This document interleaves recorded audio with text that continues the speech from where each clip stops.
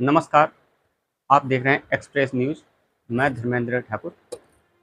कुछ मुद्दे ऐसे हैं जो अचानक खड़े हो जाते हैं, जिनको लेके पूरे देश में आक्रोश हो जाता है। बीते दिनों पहलगांव में जो घटना घटी आतंकवादियों द्वारा, उसमें हमारे 28 निर्दोष भारतीय हिंदू भाई मारे गए। बेहद शर्मनाक घटना थी, जिससे पूरा देश आक्रोश में है इस समय। ये एक ऐसी घटना है कि हर एक कोई इस घटना को अगर देख लेता है तो उसकी रूह कांप जाती है। कुछ मुद्दे हैं, बात करेंगे कि इसमें सरकार क्या कर सकती है और अपने देश के नौजवानों का क्या विचार है। हमारे साथ हैं प्रमोद कुमार सिंह जी, जो महानगर महामंत्री अनुसूचित मोर्चा से भारतीय जनता पार्टी आगरा से हैं। उनसे बात करेंगे, उनसे पूछेंगे कि इन मुद्दों पे क्या होना चाहिए और क्या सरकार को कितने कड़े कदम लेने चाहिए इस मुद्दों से। तो हम मिलवाते हैं आपको हमारे संग प्रमोद कुमार जी।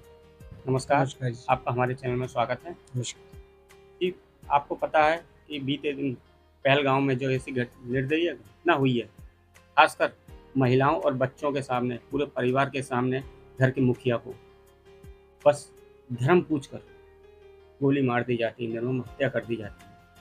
तो ऐसा ये पहली बार देखा गया है कि धर्म के ऊपर करा गया आतंकवादियों ने। तो इस पर आप क्या कहेंगे, आपकी क्या राय है?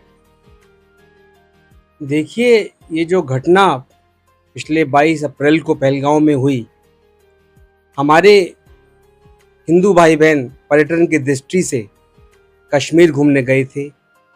कश्मीर के बारे में कहा जाता है कि अगर कहीं पे धरती पे स्वर्ग है तो कश्मीर है।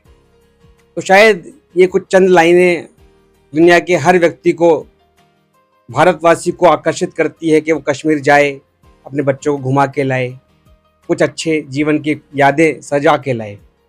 परंतु ये जो दुर्घटना पाक प्रायोजित आतंकवादियों द्वारा जघन्य अपराध किया गया है, वहाँ पे मासूम बच्चों, हमारी बहनों के सामने उनके सुहाग को, किसी के भाई को, किसी के पिता को, जो निहत्थे थे, जो निर्दोष थे, जो मासूम थे, उनके सामने उनका धर्म पूछ कर उनसे कहा गया कि आप कलमा पढ़िए, और जो नहीं सुना पाया उनके जननांगों को चिन्हित किया गया।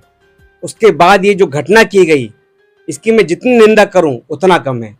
अच्छा, आप भारतीय जनता पार्टी के कार्यकर्ता भी हैं, तो अब इस समय क्या करना चाहिए सरकार को, जो पूरे देश को एक तरह से शांति मिले? और एक युवा इस समय बहुत आक्रोश में है। पाकिस्तान ने कोई पहली बार हमें दर्द नहीं दिया है। बीते दिनों में पिछली सरकारें भी कुछ नहीं कर पाई। तो इस बार आप क्या कहना चाहेंगे, सरकार को कौन सा ऐसा मुद्दा उठाना चाहिए, कौन से ऐसे कड़े कदम होने चाहिए जिसको पाकिस्तानियों को और आतंकवादियों को मुंह तोड़ जवाब मिले?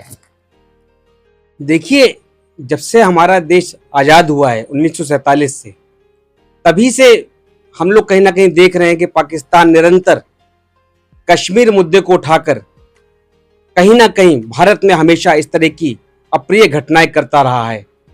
इन घटनाओं में लाखों हजारों हमारे सैनिक, हमारे जवान शहीद हो चुके हैं। हमारे कई सारे निर्दोष कश्मीरी भाई, उनकी हत्याएं हो चुकी हैं। कई सारे एक्टिविस्ट की हत्याएं हो चुकी हैं। और जैसा कि आपने कहा कि पुरानी सरकारें कहीं ना कहीं, जो उनके मन में एक विचार था, जो एक तुष्टीकरण की राजनीति इस देश में 70 सालों से चलती रही है, उसकी वजह से शायद ये देश हमेशा ये सब बर्दाश्त करता रहा। मगर मैं आपको बता दूं, आपके चैनल के माध्यम से सभी ऐसे लोगों को जो आतंक फैलाने के दिन रात सपने देखते हैं, उनको बता देना चाहता हूं, ये मोदी सरकार है। 2014 के बाद हमारी जीरो टॉलरेंस नीति, हमारे यशस्वी प्रधानमंत्री नरेंद्र मोदी, जो ये कहते हैं हम किसी को छेड़ते नहीं हैं, मगर अगर हमें कोई छेड़ेगा तो फिर हम छोड़ेंगे भी नहीं। और आप देख चुके हैं पूर्व में किस प्रकार से जो 2 बार हमारी एयर स्ट्राइक और हमारी आर्मी ने जो जमीन पे स्ट्राइक की, उससे पाकिस्तान की होश फाख्ता हो चुके हैं। मगर मुझे लगता है ये पाकिस्तान का एक मानसिक दिवालियापन है। वो शायद उसको अपने खुद के नागरिकों की उन्नति प्रगति नहीं सोचता है। सिर्फ एक ही काम रह गया है कि किसी भी प्रकार से भारत को परेशान करो। लेकिन इस बार मुझे लगता है सरकार एक छोटे कदम नहीं उठाएगी। इस बार आर या पार की बात हो जाए, क्योंकि देश में बहुत आक्रोश है, चाहे बच्चा हो, चाहे युवा हो, चाहे बूढ़ा हो। आप देख रहे हैं सड़कों पर सभी लोग निकले हुए हैं और सब लोग हमारे प्रधानमंत्री से अपेक्षा कर रहे हैं कि बहुत हुआ प्रधानमंत्री जी, अब हम भी बलिदान देने के लिए तैयार हैं। जो होगा एक बार हो जाए, आर या पार। अच्छा, व्यापारियों ने तो यहाँ तक ही कह दिया है कि भले ही हमें 1-2 महीना अपने व्यापार बंद करना पड़े, लेकिन मोदी जी इस बार कुछ ऐसा कर दीजिए जो हमेशा के लिए लाभदायक हो। हम इन सब चीज़ों से बहुत हो गए हैं परेशान। हर एक देश के नागरिक की जब जान जाती है तो पूरे देश में आक्रोश के हालात बन जाते हैं। इस बार कुछ ज़्यादा ही हो गया, बर्दाश्त से बाहर है। देखिए, आप जो कह रहे हैं ये एक आम जनमानस की भावना को आप अपने शब्दों में व्यक्त कर रहे हैं। हमें इस बात को समझने की जरूरत है कि भारत एक बहुत महान और प्राचीन सभ्यता है, एक प्राचीन संस्कृति है। आप हमारा इतिहास देखिए, कभी ऐसा नहीं हुआ कि भारत ने कभी किसी दूसरे देश की जमीन को हथियाने की कोशिश की हो। भारत ने कभी दूसरे मुल्कों की उनकी आंतरिक मामलों में कभी हस्तक्षेप करने की कोशिश करी हो। भारत ने हमेशा विश्व में एक शांति का हमेशा एक प्रवचन दिया है और उसका साथ दिया है। लेकिन मुझे लगता है कि हम अपना प्राचीन इतिहास और गौरवमय संस्कृति भूल गए हैं। हमने किताबों में सिर्फ बाबर, हुमायूं, अकबर, जहांगीर, शाहजहां, औरंगजेब को पढ़ा, लेकिन शायद हम अपने महान वीरों को, महाराणा प्रताप, चंद्रगुप्त मौर्य, वीर शिवाजी, जब हम उन लोग का इतिहास पढ़ेंगे तो हमें खुद वो ताकत का एहसास होगा जो भारत के पास है। जिस प्रकार से हनुमान जी जब लक्ष्मण जी मूर्छित हुए, वो अपनी उनको शक्तियों का एहसास नहीं था, लेकिन जामवंत ने एहसास दिलाया कि आप कितने शक्तिशाली हैं और आप क्या कर सकते हैं। तो ऐसे ही हमारे यशस्वी प्रधानमंत्री मोदी जी के नेतृत्व में भारत आज 1947 वाला भारत नहीं है। आज ये वो भारत है जो आपकी जमीन में जाके आपको जवाब दे सकता है। और इस बार हम सब पूरी कोशिश करेंगे और हम अपने देश के यशस्वी प्रधानमंत्री नरेंद्र मोदी जी से, हमारे रक्षा मंत्री राजनाथ सिंह जी से और समस्त हमारे शीर्ष नेतृत्व से, ये मेरा भारतीय जनता पार्टी एक छोटे से सिपाही होने के नाते और एक भारतीय नागरिक होने के नाते मैं बहुत अपील करता हूं कि मोदी जी बहुत हो गया, अब हम इससे ज्यादा बर्दाश्त नहीं कर सकते। 26 जनवरी के दिन जब हम अपनी परेड देखते हैं, इतने बड़े बड़े अत्याधुनिक हथियारों को देखते हैं, तो लगता है कि यहाँ हम गौरवान्वित लगते हैं कि हमारे देश की सीमाएं सुरक्षित हैं। मगर जब पाकिस्तान जैसा एक छोटा सा पिद्दी सा देश और हमारे इतने बड़े देश में आकर ऐसे जघन्य अपराध करता है, निर्दोष लोगों को मारता है, तो कहीं ना कहीं आक्रोश होना, जन आंदोलन होना स्वाभाविक है। तो मैं बिल्कुल चाहता हूं कि इस बार ऐसा कुछ हो जाए कि जो होगा देखा जाएगा, लेकिन अब और आतंकवाद बर्दाश्त नहीं किया जा सकता। बीते दिनों अब पिछली घटना देख ली, पुलवामा कांड हुआ था, हम उसको अभी पूरी तरह से भुला नहीं पाए हैं देश में, और उसके बाद ऐसा जघन्य अपराध फिर हुआ। और अब तो अदर कंट्रियां भी भारत के साथ है, उन्होंने भी कहा है मोदी जी हम आपके साथ हैं।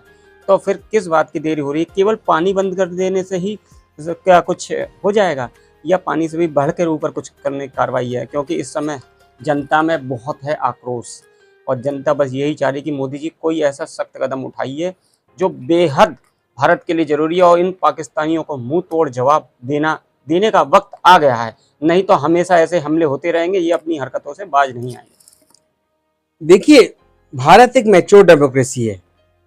भारत कोई भी कदम एकदम से उठाने के पक्ष में नहीं रहता। भारत जानता है कि उसकी क्या क्षमताएं, क्या उसके पास शक्तियां हैं।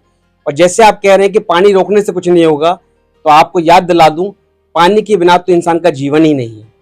इंडस वाटर ट्रीटी, जिसको हम सिंधी समझौता के नाम से भी जानते हैं, 1960 में वर्ल्ड बैंक के द्वारा इस समझौता तत्कालीन प्रधानमंत्री जवाहरलाल नेहरू और पाकिस्तान के प्रधानमंत्री के बीच हुआ था। और भारत ने मानवता दिखाते हुए इस समझौते पर हस्ताक्षर किए, क्योंकि पाकिस्तान भारत में से ही निकला हुआ देश है। तो हमें लगा कि हमारे प्रधानमंत्री को, तत्कालीन प्रधानमंत्री को लगा कि पानी तो एक बेसिक नीड है। और लगातार 1961 हो, 70 हो, यहाँ तक कि कारगिल वॉर के दौरान भी हमने पानी नहीं रोका। मगर जिस प्रकार की जघन्य अपराध इस बार निर्दोष निहत्थे नागरिकों को मारकर पाकिस्तान के आतंकवादियों ने की है, क्योंकि हम सब जानते हैं वो आतंकवादी प्राक प्रायोजित ही हैं। इस पहले हमें इस बात पे चिंतन मनन करना पड़ेगा। ये 4 आतंकवादी या 6 आतंकवादियों का मुद्दा नहीं है। ये जो आतंकवादी है ये प्राक प्रायोजित है। वहां की आर्मी, वहां की सेना, वहां की ISI मिलकर उनको ट्रेनिंग देती है, उनको हथियार देती है, उनको पैसा मुहैया कराती है। तो इसलिए ये जो पानी का जो रोकने का जो निर्णय सरकार ने लिया है, ये एक डिप्लोमेटिक कदम है। आज दुनिया का हर देश भारत के साथ खड़ा हुआ है। आप निरंतर समाचार पत्रों से प्रिंट मीडिया से और अपने टीवी चैनलों पर देख रहे होंगे कि चाहे वो अमेरिका के राष्ट्रपति हों, चाहे रशिया के राष्ट्रपति हों, चाहे इजराइल के प्रेसिडेंट हो, हर जगह भारत के साथ पूर्ण समर्थन है, क्योंकि वो देश खुद ही आतंकवाद से बहुत लड़ते रहे, जूझते रहे। तो आज वो आतंकवाद की जो घटनाएं उनके देशों में हुई है वो समझ सकते हैं इस बात को। इसलिए आज पूरा संपूर्ण विश्व भारत के साथ खड़ा हुआ है और मुझे पूरी उम्मीद है भारत जो भी कदम लेगा उसमें पाकिस्तान को मुंहतोड़ जवाब देने में सक्षम रहेगा और दुनिया के सभी देश भारत का साथ देंगे। अच्छा, मैं ये जानना चाहता हूँ कि केंद्र सरकार से आप किस तरीके का चाहते हैं कि कैसी कार्रवाई हो, कुछ ऐसा हो आपके थ्रू कि आप क्या सोचते हैं कि किस तरीके से कार्रवाई सरकार को करनी चाहिए और किस तरीके से पाकिस्तान को जवाब देना चाहिए? देखिए, जैसे अभी मैंने आपको कहा कि ये जो आतंकवादी घटनाएं होती हैं इसमें कुछ सिर्फ आतंकवादी संगठन अपने आप में इतने निर्भर सक्षम नहीं है। जब तक किसी देश की सरकार, आज पाकिस्तान आतंकवाद का केंद्र बन चुका है, ये पूरे विश्व में प्रख्यात है। ओसामा बिन लादेन कहाँ पकड़ा गया आप सब जानते हैं, एटमाबाद में, पाकिस्तान में। चाहे हाफिज सईद हो, चाहे बॉम्बे में जो अटैक हुए उसको लेकर आप हम सब जानते हैं, दाऊद इब्राहिम हो, कितने बड़े बड़े आतंकवादी आज जो दुनिया में घटनाएं करते हैं कहीं ना कहीं वो पाकिस्तान से उनका कनेक्शन मिलता है।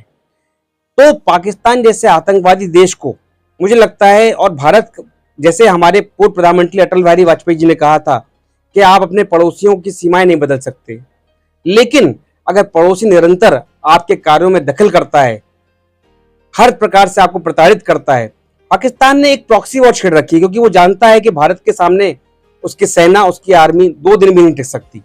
इसीलिए डायरेक्ट इनडायरेक्टली वो कहीं ना कहीं कुछ ना कुछ इस प्रकार की अनैतिक कार्य करता रहता है। लेकिन अब सीमा हद से पार हो चुकी है, पानी सर के ऊपर जा चुका है। अब मुझे लगता है भारत सरकार इससे, अगर हम छोटे छोटे कदम ऐसे अपनाते रहे तो कुछ नहीं होने वाला, क्योंकि जब कोई एक कुत्ता पागल हो जाता है, जैसा कि हम कहते हैं, तो मजबूरन उसको गोली मारनी पड़ती है। तो ये स्वाभाविक है, चाहे कुछ भी हो। इस बार भारत सरकार हमारे यशस्वी प्रधानमंत्री जी के नेतृत्व में पाकिस्तान को सबक सिखा के रहेगी, उसे कहीं ना कहीं छठी का दूध याद दिला के रहेंगे, ताकि उनको महसूस हो कि जब हम ऐसी कोई घटना करेंगे तो बदले में to every action there is always equal and opposite reaction. हर क्रिया का एक प्रतिक्रिया होती है, उनको भी इस बात का भय होना चाहिए। जैसे कि पहलगाम एक टूरिस्ट प्लेस है, वहाँ सैलानी घूमने के लिए अक्सर जाते थे। अब वहाँ के लोगों को ये डर सता रहा है कि जब ऐसी कोई छवि खराब होती है किसी जगह की, तो सालों सालों तक इंसान घूमने फिरने से डरता है। तो वहाँ के अब आर्थिक स्थिति खराब होने की नौबत आ गई। वहाँ के जो रह रहे लोग वह कह रहे हैं, जिनके खर्चे चलते थे, आज उनके वो इस डर से भयभीत हैं कि अब हमारे यहाँ कौन घूमने आएगा, हमारी आर्थिक स्थिति का कैसे चलेगी। तो जो छवि खराब करी गई है उनके लिए सरकार क्या करेगी, कैसे आश्वासन देगी कि टूरिस्ट प्लेस में सुरक्षा उसी तरीके से रहेगी जैसे पहले थी? देखिए, जब से धारा 370 प्रधानमंत्री जी के नेतृत्व में हटाई गई है, कश्मीर में हमारा पर्यटन कितना बड़ा है हम सब जानते हैं। आज पर्यटन उद्योग अपनी चरम सीमा पर है। जो हमारे पास, जो हमारा कश्मीर है, उसमें उन्नति, प्रगति नागरिकों की हो रही है, पर कैपिटा इनकम बढ़ रही है, और यही सारी चीज़ें जो पाक प्रायोजित आतंकवादी हैं उनको बुरी लग रही हैं। उनको कश्मीर में शांति नहीं चाहिए। वो चाहते हैं कि जिस प्रकार से पहले पत्थरबाजी हुआ करती थी, जिस प्रकार से अलगाववादी कहीं ना कुछ ऐसा करते रहते थे जिससे देश की छवि धूमिल हुआ करती थी, लेकिन ये पूर्व प्रधानमंत्री, पूर्व सरकारें नहीं हैं जो यासीन मलिक जैसे आतंकवादी को अपने प्रधानमंत्री कार्यालय में बुला के उनका स्वागत सत्कार करें। ये मोदी सरकार है। अगर आप गलत करेंगे तो आपके साथ भी गलत होने के लिए आप तैयार रहिए। और जहां तक पर्यटन की बात है, भारत एक बहुत महान और प्राचीन देश है। ऐसी घटनाओं से भारत झुकने वाला नहीं, भारत डरने वाला नहीं। और मुझे पूर्ण विश्वास है कि बहुत जल्दी सिर्फ हमारा कश्मीर नहीं, बल्कि जो हिस्सा कश्मीर का पाकिस्तान ने कब्जा रखा है वो भी भारत की सीमाओं के अंदर बहुत जल्द आएगा।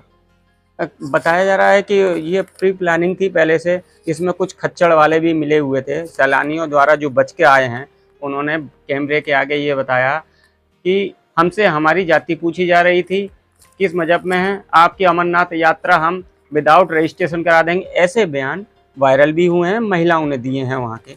और बताया गया कि कुछ खच्चर वाले पहले से ही मौजूद थे, उनकी प्री प्लानिंग थी। उसमें से शायद एक की फ़ोटो वायरल हुई है, उस पर एक्शन भी लिया गया है। लेकिन ऐसे हो सकता है कि और भी खच्चर वाले हों या और वहाँ छुपे हों जो अभी और कोई प्लानिंग हो रही हो। तो क्या सख्ती बढ़ाई गई है या फिर उसी तरीके से सोचा जा रहा है लिमिट में काम? देखिए, हम सब जानते हैं कि ये एक कहीं ना कहीं जब तक लोकल सपोर्ट नहीं होता, हर व्यक्ति इन्वॉल्व नहीं होता। हम ये नहीं कह सकते कि हमारे सभी कश्मीरी भाई किसी ऐसी घटना में इन्वॉल्व है, हम ये नहीं कहना उचित नहीं है। लेकिन हर जगह एक लोकल सपोर्ट जब तक नहीं होता तो कहीं नहीं आतंकवादी उन घटनाओं को अंजाम नहीं दे पाते हैं। तो जो जिस प्रकार की जो भी संदिग्ध चीज़ें पाई गई हैं, संदिग्ध लोगों से वहाँ पे सरकार कड़ाई से पूछताछ कर रही है, हमारी एनआईए भी उसमें लगी हुई है, जितनी भी हमारी सुरक्षा एजेंसियाँ हैं सबको सक्रियता से हमारी केंद्र सरकार ने वहाँ पे लगाया हुआ है। और जो भी लोग इसमें शामिल होंगे उनको मुझे पूर्ण विश्वास है कि कहीं ना कहीं सख्त से सख्त, कड़ी से कड़ी सजा मिलेगी। और अभी कुछ ही दिनों पहले आप देख ही रहे हैं, निरंतर टीवी में आप देख रहे हैं कि जो भी आतंकवादी में वहाँ पे इन्वॉल्व हैं, ऐसे सभी आतंकवादियों के घर भी सरकार ने गिरा दिए हैं और एक मैसेज दे दिया है कि अगर आप भारत के खिलाफ इस तरह की कार्रवाई करेंगे तो आप अपना तन मन धन सब कुछ आप भूल जाइए और कहीं ना कहीं आपको अंजाम भुगतना पड़ेगा ही। पीड़ित परिवारों के लिए आप सहानुभूति से क्या कहना चाहते हैं? किस तरीके से सरकार उनकी मदद करे? क्योंकि उनके घर का मुखिया चला गया है, शायद उनके जीवन के सारे सपने चले गए, लेकिन किस तरीके से सरकार के लिए क्या गुजारिश करेंगे? क्या उनके लिए करना चाहिए सरकार को? क्या सोचना चाहिए? देखिए, जिन लोगों ने अपने परिजनों को, अपने भाई को, अपने पिता को, अपने पति को खोया है, उनके लिए तो वो शब्द ही कम पड़ जाते हैं। जब भी हम टीवी में उनके रोते बिलखते परिवारजनों को देखते हैं, उन मासूम बच्चों को देखते हैं, तो यकीन मानिए कि रूह कांप जाती है। और ये जो जनाक्रोश है ये ऐसे ही खाली नहीं जाएगा। मोदी जी ने जो एक वादा किया है हमारे देश के नागरिकों से उनकी सुरक्षा के लिए, और जिस प्रकार की जघन्य अपराध किया है, उन निहत्थे निर्दोष मासूम लोगों को जिस प्रकार से उनकी हत्या, उनका धर्म पूछ के किया गया है, ये बेहद शर्मनाक है। और कहीं ना कहीं बस इतना कह सकता हूं कि हमारी संवेदनाएं उनके साथ हैं कि जो चला जाता है उसको तो वापस नहीं लाया जा सकता, लेकिन जो जख्म पाकिस्तान के पाक प्रायोजित आतंकवादियों द्वारा हमारे नागरिकों को दिया गया है, इतना कह सकते हैं उनके साथ इंसाफ होगा। ये सरकार अवश्य इंसाफ करेगी, चाहे हमारे मोदी जी ने जैसे कहा है कि पाताल लोक तक जाना पड़े और उन गुनहगारों को ढूंढ कर लाके सजा देना पड़े, हम अवश्य उनको सजा देंगे, ऐसा मुझे पूर्ण विश्वास है। अच्छा, बताया जा रहा है कि एक ऐसी सेना निकाली गई है जो कोबरा सांप का विष पी के जंगलों में जीवित रहते हैं, उस सेना को उतारा गया है। और ऐसे ऐसे हथियार हैं उस सेना के पास जिसे यूज़ करने की शायद भारत को कभी ज़रूरत नहीं पड़ती है, लेकिन अब मोदी जी इतने सख्त हो गए, उस सेना को उतारा गया है। पूरी डिटेल नहीं दी गई है क्योंकि वो शो नहीं कर सकते हैं। तो उसके द्वारा क्या लगता है कि पूर्णतः इस बार तैयारी वाकई है? क्योंकि वो जो सेना बुलाई गई है वो बहुत अलग और स्पेशल सेना है जिसके हथियार बहुत अलग होते हैं। कहते बताते कि किलोमीटर दूर तक वो घर तबाह कर देती है, एक जंगल पूरा राख कर देती है। तो क्या शुरुआत वैसे हो चुकी है? देखिए, ये तो खैर मेरी परिधि से बाहर आप सवाल पूछ रहे हैं। मैं तो बहुत छोटा सा एक पार्टी का सिपाही हूं और एक आम नागरिक होने के नाते मैं सिर्फ यही कह सकता हूं कि भारत आज दुनिया के उन देशों में शामिल है जिनके पास लेटेस्ट टेक्नोलॉजी के डिवाइसेस, लेटेस्ट टेक्नोलॉजी के वेपन, बड़े से बड़े हथियार। अगर हम ब्रह्मोस की बात करें, ब्रह्मोस एक सुपरसोनिक मिसाइल है जो कि एक कॉन्टिनेंट से दूसरे कॉन्टिनेंट तक मार कर सकती है। आप अग्नि की बात करिए, और ऐसे अनेकों भारत के स्वदेशी विमान है। भारत ने अपने पास खुद ऐसे बड़े बड़े युद्धपोत बना लिए हैं। आज भारत की टेक्नोलॉजी, भारत चांद तक पहुंच गया, चांद के दक्षिण ध्रुव पे भारत ने अपना झंडा गाड़ दिया है। तो भारत की जो आज सेनाएं हैं, जो स्पेशल फोर्सेज हैं, वो विदेश की, वर्ल्ड की, दुनिया की किसी भी ताकत से कम नहीं है। और भारत हर प्रकार की कार्रवाई करने में पूर्ण रूप से सक्षम है। और मैं जानता हूं कि हमारे रक्षा मंत्री श्री राजनाथ सिंह जी, उनके नेतृत्व में, और हमारे तीनों थल सेना, जल सेना और वायु सेना के नेतृत्व में भारत दुनिया के किसी भी कोने में कुछ भी करने के लिए, अपने विरोध की गई किसी भी कार्रवाई को जवाब देने के लिए सक्षम है। कहा जा रहा है अमित शाह इस बार बहुत सख्त हैं और कुछ एक्शन बहुत अलग लेने वाले हैं और बहुत जगह उनकी बैठक भी हो रही है, और इस बार बीजेपी में खासकर कुछ अलग सोचा जा रहा है।